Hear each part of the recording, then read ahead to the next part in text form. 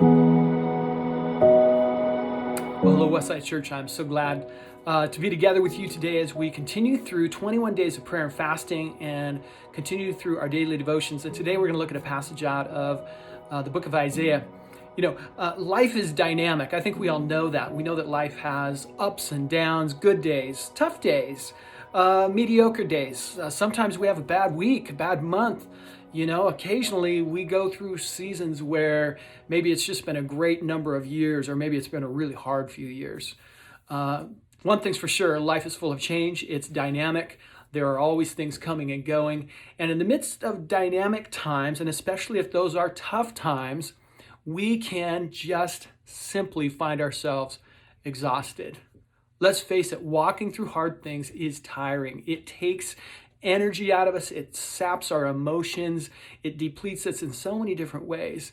And the good news is, as we walk through those tough times, the Bible once again reminds us about the God who loves us, who sees us, who walks with us, and is able to replenish us and fill us with strength.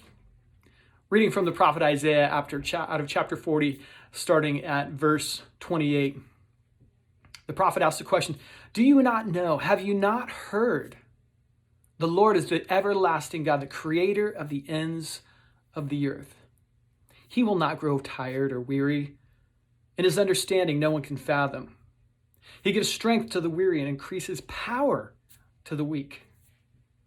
Even youths grow tired and weary, and young men stumble and fall, but those who hope in the Lord will renew their strength. They will soar on wings like eagles. They will run and not grow weary. They will walk and not faint." And today I take tremendous hope in knowing that there's a God who sees me, who knows me, who loves me, and is able. He has a power that's outside of me and my abilities to pull up my bootstraps, to get through hard times in life. He has the ability and the desire to fill me, to replenish me, to fill me with strength. And the prophet reminds us that very simply, to do that, we have to slow down. We have to wait on the Lord, for him to be our provider, for him to be the source of all things for us. It doesn't mean that we don't work and put forth effort, but it means that our hope is put in the right place.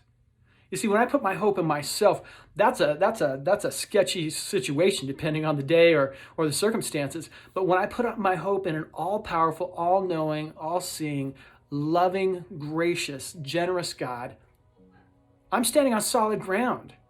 There's something very restful about that. There's something very sustaining and replenishing about knowing I'm standing on solid ground in the midst of a storm potentially, and yet I'm stable. I'm solid, not because of my abilities, but because of God. And that's tremendous news for us today.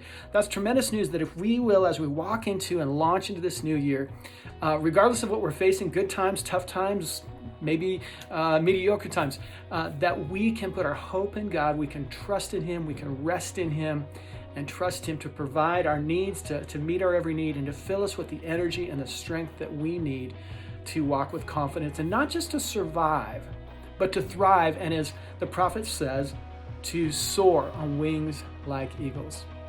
And I hope that finds you today in a unique way and challenges and encourages you and fills you with hope at a new level because of God and knowing that he is with you in all that you face.